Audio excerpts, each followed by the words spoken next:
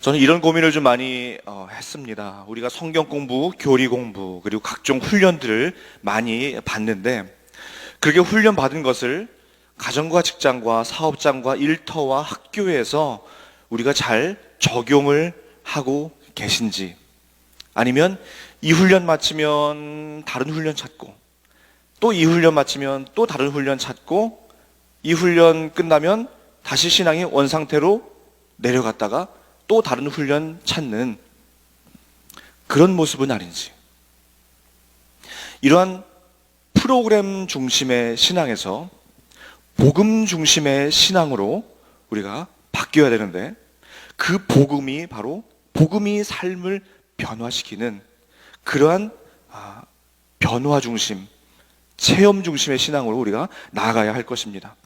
그래서 복음 위에 삶이 중요합니다.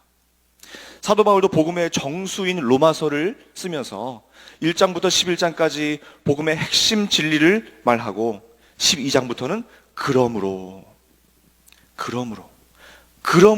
이렇게 살아라 라고 하면서 16장까지 삶에 대해서 말하고 있습니다. 우리가 바로 그 지난주까지 이 로마서를 묵상했죠. 이제 우리가 이번 주에 짧지만 디도서를 묵상을 하면서, 이 디도서는 가장 직접적으로 교회 지도자에게, 그리고 가장 실제적으로 남성과 여성들에게, 그리고 종들에게 필요한 덕목들을 권면하는 그러한 성경입니다. 오늘 말씀 1절은 오직 너는으로 시작됩니다. 오직 너는. 오직 너는이라는 말씀을 원문으로 보면 사실은 그러나 너는. 영어 성경에도 있으신 분 보시면 but으로 시작합니다. but. 우리가 잘 알고 있는 사도행전 1장 8절도 오직 성령이 너희에게 임하시면, 이 말씀도 사실은 그러나 성령이 너희에게 임하시면, 이런 원문입니다. 그러나 성령이 너희에게 임하시면. 그러니까 그러나 너는, 그러나가 나왔다는 것은 지금 1장에서 나온 내용과 지금 정반대의 내용을 지금 2장에서 할 거다라고, 그러한 뜻을 가지고 있는 것이 그러나이죠. 자, 그럼 1장에서는 무슨 말을 하고 있느냐? 1장에서는 거짓 선지자들의 잘못된 가르침을 지적하고, 그리고 지금 2장에서 그러나 너는 거짓 선지자들의 그러함과 같이 그러하지 말고 다음과 같은 덕목을 지켜라 라고 하면서 크게 디도에게, 그리고 남성과 여성에게, 그리고 종들에게 권면을 하고 있습니다. 자, 먼저 사도 바울이 디도에게 주는 권면을 한번 볼까요? 사도 바울은 디도에게 바른 교훈에 합당한 것을 말하도록 권면합니다. 바른 교훈. 이 바른 교훈은 건강한, 건전한 교리를 말합니다. 이 디도가 지금 처한 상황은 거짓 선지자들이 횡행하는 그러한 상황이었습니다. 1장 12절을 보면 그 상황을 잘 우리가 알 수 있는데요. 그레데인 중에 어떤 선지자가 말하되 그레데인들은 항상 거짓말쟁이며 악한 짐승이며 배만 위하는 게으름뱅이라. 이것이 지금 이 디도가 목회하는 상황을 단적으로 이야기해 주는 거예요. 자, 이 말씀을 오늘날 우리의 상황으로 바꾸어서 한번 제가 이렇게 한번 써봤습니다. 미주에 거주하는 현대인들은 편한 말 듣기를 원하고 십자가 복음을 싫어하며 죄악에는 빨리 달려가고 복음에는 게으르며 항상 거짓을 일삼고 자기 유익을 위해 달려가며 동성애를 합법화하는 등 복음 외에 수많은 진리가 있다고 외치고 있다. 이 1장의 상황을 오늘날로 풀어서 한번 써본 겁니다. 어떻습니까? 상당히 심각하죠? 이런 상황에서 교회를 섬기고 있는 그 디도에게 가장 필요한 것은 뭐냐? 바른 교훈을 전하는 것이었습니다. 그런데 그것이 쉬웠을까요? 그것이 쉽지 않았어요. 그런데 그 권면이 오늘날 우리에게도 필요합니다. 우리도 이 사도 바울의 권면을 엄중한 자세로 들어야 합니다.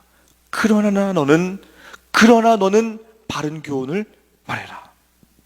오늘날 이 세대에게 바른 교훈, 순전한 복음이 필요한데, 어느 한 신학자는 이렇게 말합니다. 자유주의 신학, 성경을 절반만 믿고 또 절반은 믿지 않은 그 자유주의 신학은 기독교가 아니라 다른 종교다.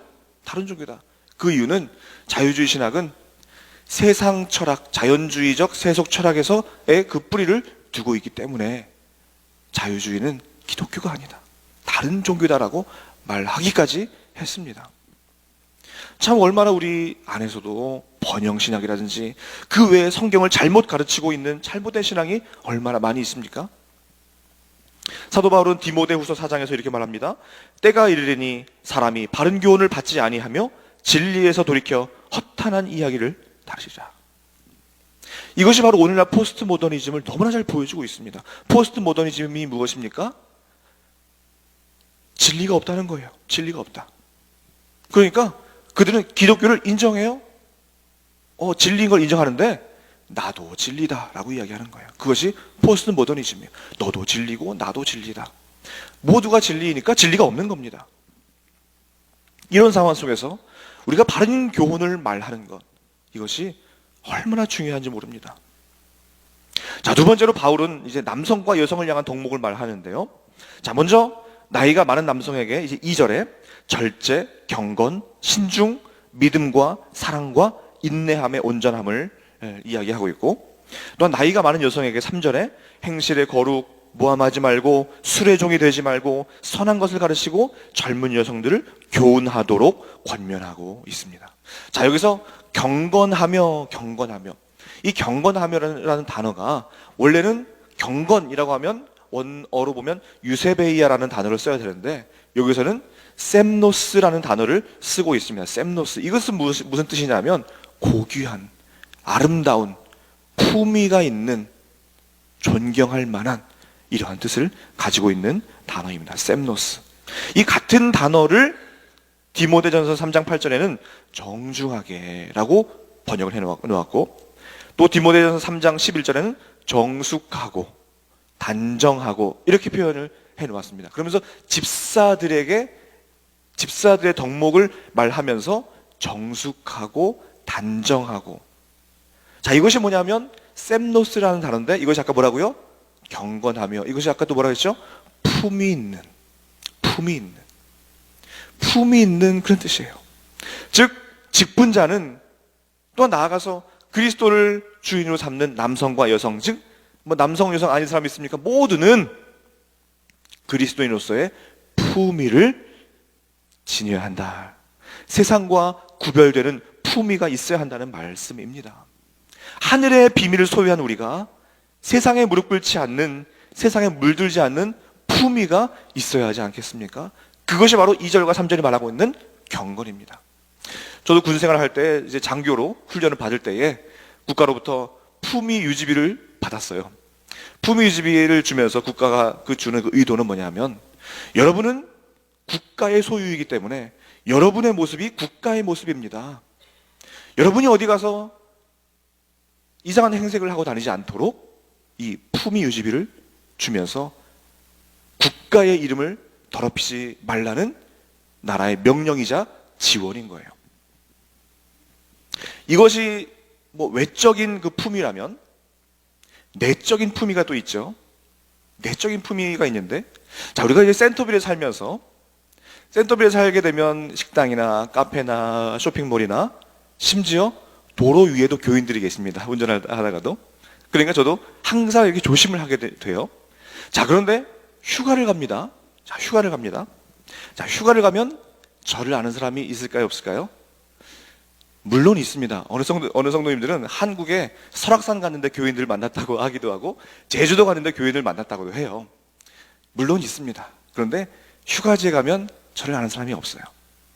그래서 제가 이렇게 마음을 놓을 수도 있습니다. 그런데 뭐 백인들이 제가 목사인 줄 압니까? 그런데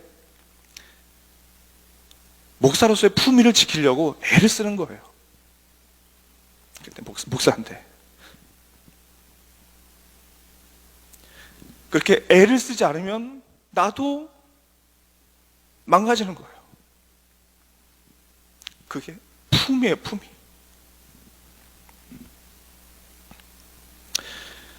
참 우리의 삶이 어떻습니까? 너무 쉽게 노력도 하지 않고 세상에 무릎 꿇고 있지 않습니까? 모두가 바벨론 금신상에 절할 때에 적어도 세 명은 꼿꼿하게 서 있어야 되는 거 아닌가요? 적어도 이 다니엘의 세 친구 세 명은 꼿꼿하게 서 있어야 되지 않겠어요? 왕 외에 다른 신에게 기도하지 말라라고 하는 그 어명에 도장이 찍힌 것을 알면서도 그래도 한 명은 창문을 열고 기도해야 되지 않겠어요?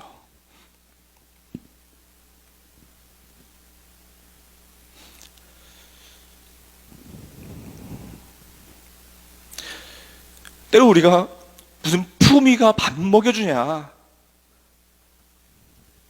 품위 지키다가 불못불에 떨어지고, 품위 지키다가 사자굴에 떨어지고, 품위 지키다가 식구를 다 굶고, 품위 지키다가 이 신앙적 품위 지키다가 미국에서 제대로 살지도 못한다고 이야기할 수도 있어요.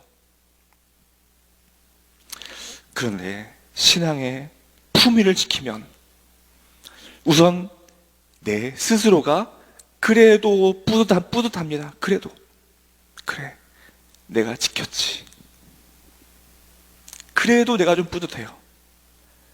그리고 또 두 번째는 신앙을 지키려고 할 때에 그 힘든 순간에 풀무불에 함께 하셨던 그 하나님, 사자굴에서 캠핑하던 다니엘과 함께 하셨던 그 하나님이 나의 하나님이 되는 거예요. 만약 아버지가 대통령이거나 아버지가 재벌이라면 비록 지금 내 행색이 초라하고 비록 지금 내 일이 안 풀려도 어디 다른 데 기웃거리실까요? 어디 다른 데 가서 도움 찾으실까요? 비록 지금 내 행색이 초라해도 당당할 수 있는 거예요. 품위를 지킬 수 있는 거예요. 아버지가 대통령이라면, 아버지가 재벌이라면. 신앙의 품위 지키시기를 바랍니다.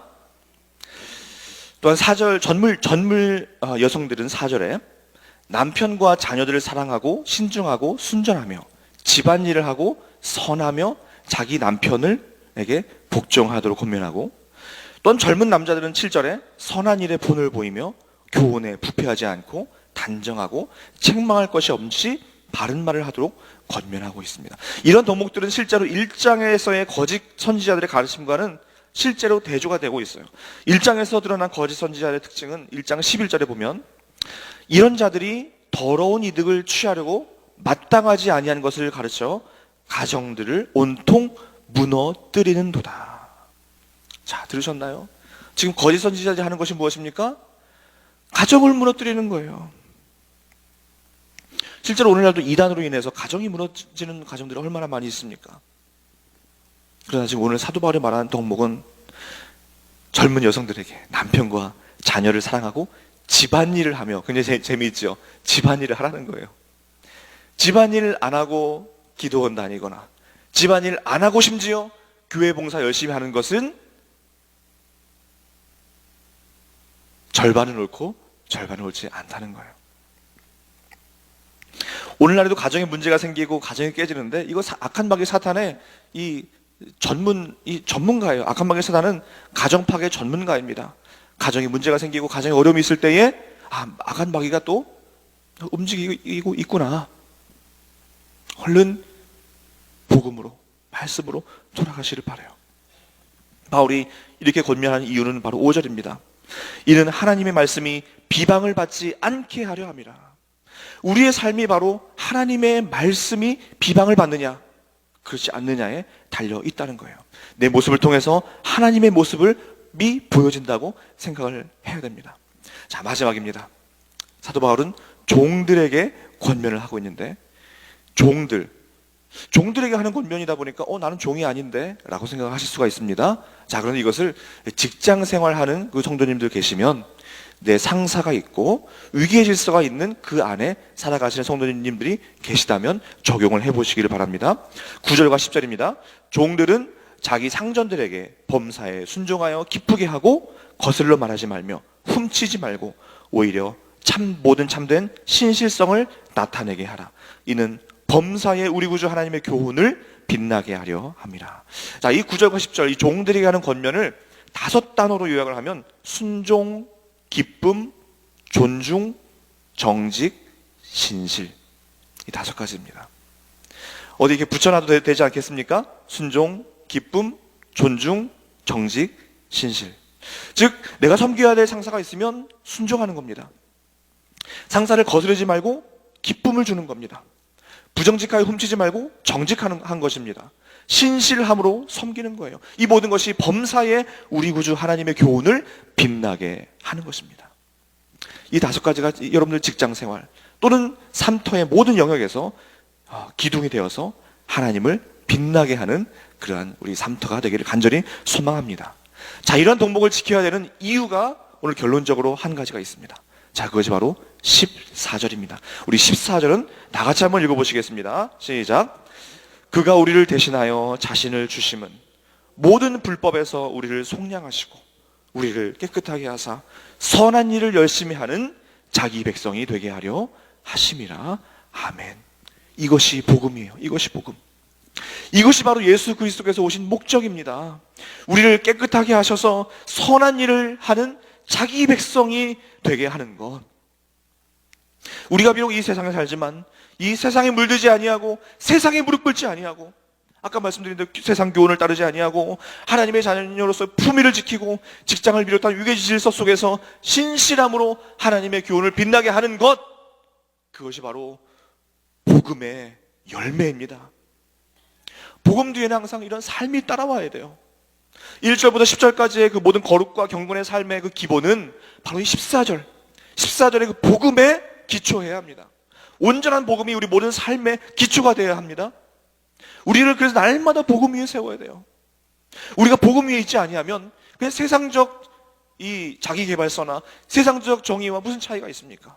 세상에서도 정직하라고 하죠. 세상에서 순종하라고 하죠. 그런데 우리의 신실과 우리의 이 정직은 무엇입니까? 예수 그리스도가 신실하셨기 때문에, 예수 그리스도가 자기 생명을 주셨기 때문에, 그래서 우리도 그렇게 하는 거예요. 그것이 바로 복음의 열매라는 거예요. 놀라운 복음을 소유하신 저와 여러분들, 그 복음이 우리를 깨끗하게 하였으니 바른 복음을 말하고 하나님의 자녀로서의 품위를 지키고 가정을 돌보고 직장 생활 속에서 순종, 기쁨, 존중, 정직, 신실하게 하며 하나님의 말씀이 비방을 받지 않고 하나님의 교훈을 빛나게 하는 위대한 복음의 소유자들. 그래서 우리 어제 말씀처럼 하늘의 별처럼 빛나는 하나님의 말씀을 빛나게 하고 하나님을 빛나게 하며 우리가 이 세상에서 별처럼 빛으로 쓰임받는 우리 모두가 되시기를 간절히 소망합니다.